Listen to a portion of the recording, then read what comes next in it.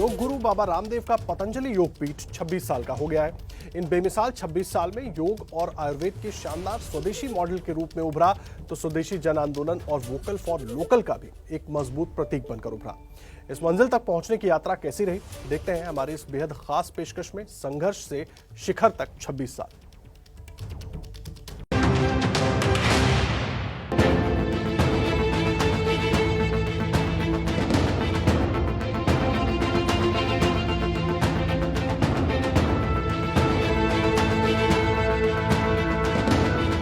छब्बीस साल का हो गया पतंजलि योग पीठ। बाबा रामदेव जिस काम को कर रहे हैं, मैं मानता हूं राष्ट्र की सेवा भी और हमारे पूरी संत परंपरा को दीजिए। हर संत ने अपना जीवन उपदेशों तक कभी सीमित नहीं रखा। उन्होंने आचरण पर बल दिया है और कर्तव्य भाव से समाज जीवन की पीड़ाओं को दूर करने के लिए उनसे जो कुछ भी उस युग में हुआ उसको करते रहे। 26 साल में योग और आयुर्वेद का बेमिसाल स्वदेशी मॉडल बन गया पतंजलि योग पीठ। आधुनिक ज्ञान और शिक्षा के योग के महत्व को बढ़ाने में स्वामी रामदेव जी का योगदान अभूतपूर्व है। लेकिन ये उड़ान सिर्फ योग और आयुर्वेद तक ही नहीं रुकी, बल्कि पतंजलि योग पीठ स्वदेशी जन आंदोलन का भी एक मजबूत प्रतीक बनकर उभरा। योग के क्षेत्र में सबसे बड़ी उपलब्धि मैं पतंजलि की कहूं या इस करोड़ों लोगों के आशीर्वाद के फलस्वरूप जो कुछ घटित हुआ उसको कृतज्ञता पूर्वक शब्द दूं तो योग एक जन आंदोलन बना। करोड़ों लोगों की जीवन शैली में योग समाया। नए आत्मनिर्भर भारत और इसके बदलते रूप वोकल फॉर लोकल के स्वदेशी क्रांति के सपने को साकार करने में एक अहम मिसाल बन चुका है बाबा रामदेव का पतंजलि योग पीठ।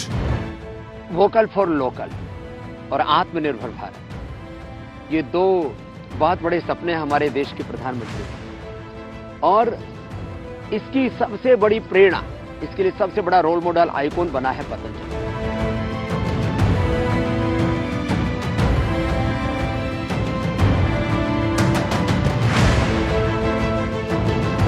तो ये स्वदेशी का आंदोलन आज आत्मनिर्भर भारत के आंदोलन के रूप में नई ऊंचाइयां छू रहा है और वोकल फॉर लोकल की आवाज एक फकीर से लेकर के भारत के वजीर के मुख से गूंज रही है और मैं आश्वस्त हूं कि आने वाले वक्त में अब स्वदेशी नई ऊंचाइयां छू रहा है और आत्मनिर्भर भारत की भी सबसे बड़ी प्रेरणा पतंजलि का।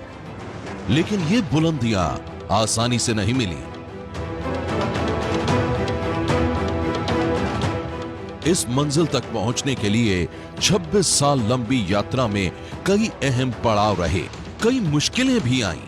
26 सालों की सेवा संघर्ष की इस यात्रा को जब देखता हूं तब शून्य से इतना विराट आंदोलन योग आयुर्वेद स्वदेशी और वैदिक संस्कृति के उत्थान का, जहां अभावों में, चुनौतियों में और आंधी तूफानों झंझावातों में हमने एक एक पल को जिया, लेकिन उस सबके बीच में रोज सृजन होता रहा। कैसे पतंजलि योग पीठ की ये यात्रा स्वदेशी योग और आयुर्वेद के लिए एक जन आंदोलन में बदली, इसका आगाज कहां से हुआ, ये दास्तान जानना बेहद जरूरी है।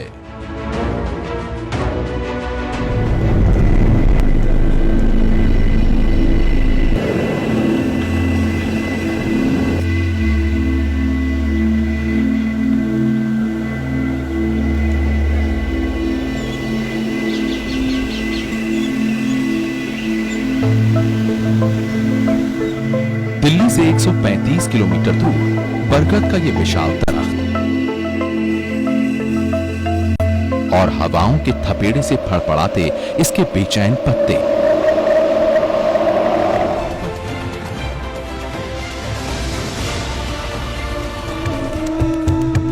और यही बरगद का पेड़ था उसका ठिकाना। यह बरगद हरियाणा के एक गुरुकुल की पहचान है।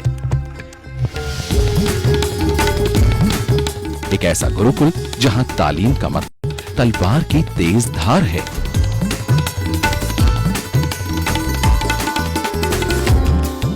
सख्ती, पाबंदी और नियमों से बंधे इस गुरुकुल में 13 साल के उस लड़के ने जब कदम रखे तो उसके विरोध में खड़ा हो गया खुद उसी का परिवार।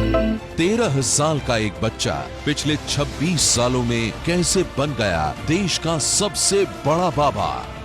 पहली बार पर्दे पर बाबा रामदेव की अनसुनी कहानी, खुद बाबा रामदेव की जुबानी। जब गुरुकुल में आया तो पूज्य आचार्य बाक्षण जी मिल गए, हम दो हो गए। गुरुकुल कालवा में, हरियाणा में ही दोनों गुरुकुल हैं। वहाँ पूज्य गुरुदेव आचार्य श्री बलदेव जी के सानिध्य में स्वामी मुक्तानंद जी मिल गए और फिर हम चरई वेती चलते रहे। लगभग 20 लाख किलोमीटर चला, 10 करोड़ से ज्यादा लोगों के शिविर हुए जो मैंने खुद किए और मेरे शिष्यों ने पतंजलि योग समिति, महिला पतंजलि योग समिति, भारत स्वाभिमान युवा भारत, पतंजलि किसान सेवा समिति, हमरो स्वाभिमान, मैंने करीब 5 लाख से ज्यादा तो योग टीचर्स तैयार किए। इन सब ने मिलकर के करीब 10 करोड़ लोगों तक इस अभियान को पहुंचाया। तन पर भगवा और पैरों में खड़कते खड़ाऊं, बाबा रामदेव की बस यही पहचान नहीं है। बाबा एक ऐसे योगी के तौर पर जाने जाते हैं जिन्होंने योग की ताकत को किताबों से निकालकर आम लोगों के लिए सेहत का रामबाण बना दिया।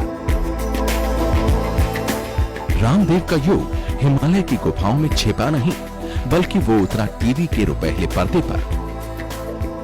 लेकिन इसी के साथ कहीं पीछे छूट गई एक सन्यासी की सादगी और चमकने लगा एक योगी का चमत्कार।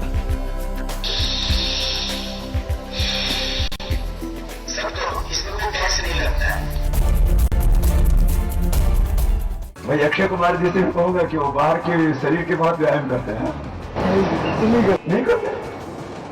वैसे ही भगवान ने इनको बहुत सुंदर शरीर दिया। इनकी वजह से योगा को इतने सारे लोग फॉलो करते आए हैं और बहुत अच्छी बात है। I started following yoga because of Baba Ramdev. देखिए, मैं एक छोटे से गांव में पैदा हुआ हूँ। अनपढ़ थे मेरे माँ बाप, और जो गांव के बच्चे काम करते हैं वो सब काम, जो आम लोग काम करते हैं वो सब काम, झाड़ू बुहारी से लेकर के, गाय भैंस के गोबर उठाने से लेकर के, फसल बोने और काटने से लेकर के, वो सारे काम मैंने किए हैं। हरियाणा के महेंद्रगढ़ जिले का ये गांव अली सैयदपुर। गांव की इन्हीं गलियों में गुजरा बाबा रामदेव का बचपन। लेकिन गरीबी से जूझते परिवार का संघर्ष इतना बड़ा था कि रामदेव आज भी अपने बचपन का बोझ अपने कंधों पर महसूस करते हैं। घर में संघर्षों के बीच में हम जिए। सेकेंड हैंड बुक लेकर के हम पढ़ा करते थे। बहुत कम अपने ऊपर खर्च किया हमने। हम बड़े हो जाया करते थे, पजामा हमारा छोटा हो जाता था। अब 2 साल तक 3 साल तक एक ही पजामा चल रहा है, तो वो हमारी हाइट बड़ी होगी और पजामा जो है वो छोटा पड़ गया। सेकेंड हैंड बुक लेकर के पढ़ते थे। हाँ, क्लास में पोजीशन फर्स्ट आती थी, वो अलग बात है, मेहनत करके पढ़ते थे। वह प्राइमरी स्कूल अभी भी मुझे याद है जहाँ हम पेड़ के नीचे बैठ के पढ़ा करते थे। महात्मा बुद्ध को तो पेड़ के नीचे आध्यात्मिक बोध हुआ। मैंने तो जीवन का सामान्य बोध भी पेड़ के नीचे ही प्रारंभ किया, और गुरुकुल में भी जब आए तो वहाँ भी हमारे गुरुदेव हमें पीपल के पेड़ के नीचे पढ़ाया करते थे। बस मन में एक संकल्प था कि दुनिया का कोई भी व्यक्ति जब बड़ा बन सकता है तो मैं भी बड़ा बन सकता हूँ।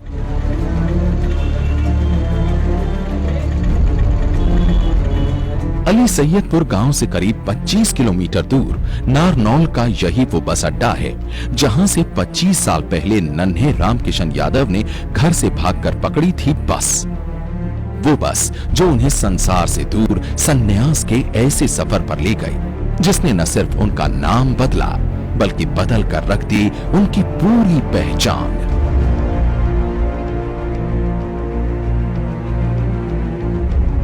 फिर वहाँ हरिद्वार में एक धर्मशाला में जाके हम ठहरे, तो वहाँ एक चारपाई हमको मिल गई, 10 रुपये कितना उन्होंने लिए।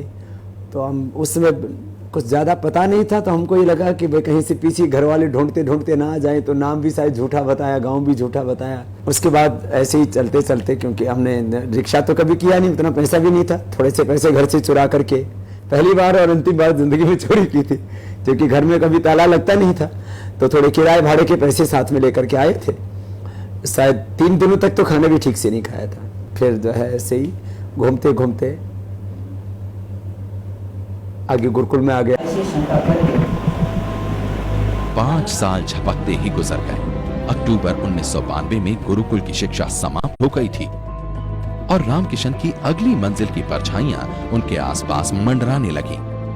उसे आगाज करना था उस जिंदगी का जिसे नाम दिया जाता है संन्यास। उस समय जब यहाँ आए, जब तो उनका नाम रामकृष्ण था। बाद में वो पढ़ लिए और काफ़ी बड़े हो गए। उसके बाद में आचार्य बलदेव जी महाराज और आचार्य प्रद्युमन जी महाराज ने उनका नामकरण संस्कार भिन्न किया और वो नाम स्वामी रामदेव जी नाम से, क्योंकि हमारे यहाँ आर्य समाज में एक परंपरा रहती है, गुरुकुलीय परंपराओं में या वैदिक परंपराएं कहें जिसको, कि उसके अंदर संन्यास लेने के बाद में स्वामी लगता है, तो उनका नाम स्वामी रामदेव रख दिया था। संन्यास के बाद रामकिशन यादव अब स्वामी रामदेव बन गया था। एक नया नाम, एक नई पहचान। घर परिवार तो उसका पहले ही छूट चुका था, अब बारी थी गुरुकुल की, क्योंकि दूर हिमालय की बर्फीली वादियां स्वामी रामदेव का कर रही थीं बेसब्री से इंतजार।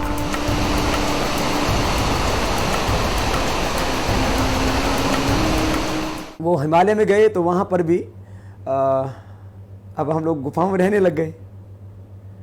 पहले गुरुकुल में 2-2 किलो दूध पीना, महीने में 5-5 किलो घी खा जाना, 500-500 दंड लगाना, तो ये हमारी रुचि का विषय था। अब वहाँ घी पूरा बंद, दूध पूरा बंद और सूखी रोटी खाना, और वो भी भंडारे की रोटी। हमने मिर्च मसाले कभी खाई नहीं, तो मिर्च भी मिलती थी तो उसको पानी से धो के खा लेना सब्जी को, तो उससे हमारे शरीर में फिर वो शीत पित्त आर्टिकेरिया उसको बोलते हैं अंग्रेजी में, वो हो गया। फिर भी हमने कहा कि नहीं, हमको अब जो है जो छोड़ सब घी दूध सब से मोह छोड़ दिया, तो हमको एक समय भिक्षा पर जीना है। हिमालय की पथरीली गुफाओं में रामदेव के योग का एक नया सिलसिला शुरू हुआ। बर्फीली पहाड़ियों के बीच पगडंडियों पर स्वामी रामदेव का एक नया सफर। लेकिन इस सफर में रामदेव अकेले नहीं थे, उनके साथ थे गुरुकुल में उनके सबसे करीबी दोस्त बालकृष्ण। आचार्य बालकृष्ण जी ये लड्डू खाया करते थे वहाँ, तो इनकी गुफा भी थोड़ी हमसे ज़्यादा एडवांस थी, तो हम इनसे कहते भी थे। मैंने कहा भाई देखो तुम जो है बड़े मज़े ले रहे हो यहाँ। तो खैर वो गुफाएं इनकी ज़्यादा खूबसूरत थी, वहाँ रहते थे और हम एक अलग गुफा में रहते थे। दोनों गुफाओं में अंतर करीब 5-7 किलोमीटर का था। तो हमारी जो गुफा थी वो वहाँ एकांत में कोई नहीं था, और दूसरा कोई कहते थे यहाँ रात को भालू आता है, तो हमारे तो एक हल्का सा दरवाज़ा था, उसमें घुस करके ऐसे नीचे झुक करके घुसते थे। उसके अंदर खड़े नहीं हो सकते थे सीधे उस गुफा में, नीचे ऐसे कंबल बिछा लेते थे। 92, 93, 94, 95, 96, मतलब करीब 97, करीब 5 साल तक हम लगातार जाते रहे, क्योंकि सर्दियों में वहाँ रहना मुश्किल हो जाता है। तो वहाँ ये साधना चलती रही हमारी। हड्डियों तक को थर्रा देने वाली ठंड और बर्फीले पहाड़ों के बीच जिंदगी कितनी दुश्वार हो सकती है, इसका एहसास ही रोंगटे खड़े कर देने के लिए काफी है। लेकिन सुनसान और अंधेरी गुफाओं के अंदर स्वामी रामदेव और बालकृष्ण ने बनाया अपना नया ठिकाना। फिर शुरू हुआ आध्यात्म और योग का एक नया सिलसिला।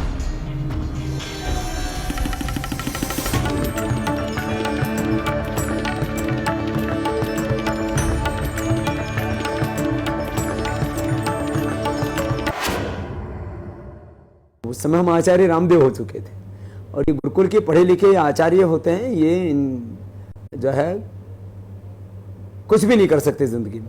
और यहाँ ये 2 वक्त की रोटी के लिए भी इस तरह की बातें कर रहे हैं, तो कुछ करना चाहिए। करीब 20 साल पहले बाबा रामदेव ने गुजरात में शिविर लगाकर योग सिखाने की शुरुआत की थी।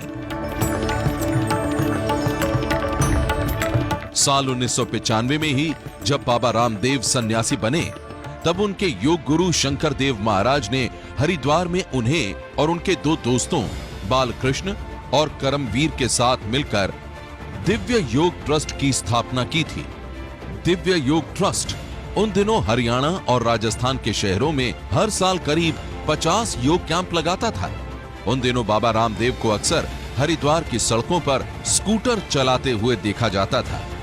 साल 2002 में गुरु शंकर देव की खराब सेहत के चलते बाबा रामदेव दिव्य योग ट्रस्ट का चेहरा बने, जबकि उनके दोस्त बालकृष्ण ने ट्रस्ट के फाइनेंस का जिम्मा संभाला और करमवीर को ट्रस्ट का प्रशासक बना दिया गया। इसके बाद से ही गुरुकुल के जमाने के ये तीनों दोस्त पतंजलि योग पीठ के आर्थिक साम्राज्य को आगे बढ़ा रहे हैं। हरिद्वार में दिव्य योग ट्रस्ट के बैनर तले बाबा रामदेव ने देश और विदेश में जोर शोर से योग शिविर लगाने शुरू कर दिए थे। हरियाणा के कुछ गांवों से शुरू हुआ उनके योग सिखाने का यह सिलसिला गुजरात और दिल्ली से होते हुए मुंबई तक जा पहुंचा था। शुरुआत में बाबा रामदेव के योग शिविर में 200 से 250 लोग आते थे, लेकिन जैसे जैसे उनकी लोकप्रियता बढ़ रही थी, उनके शिविरों में लोगों की संख्या भी तेजी से बढ़ती चली जा रही थी। पिछले करीब 26 सालों में बाबा रामदेव के योग और ट्रस्ट का सिलसिला कभी थमा नहीं है। साल 1995 में दिव्य योग ट्रस्ट, साल 2006 में दूसरा पतंजलि योग पीठ ट्रस्ट बना और तीसरा भारत स्वाभिमान ट्रस्ट। बाबा रामदेव एक के बाद एक अपने ट्रस्ट बनाते चले गए और इसी के साथ तेजी से इस सन्यासी का आर्थिक साम्राज्य भी फैलता चला गया है।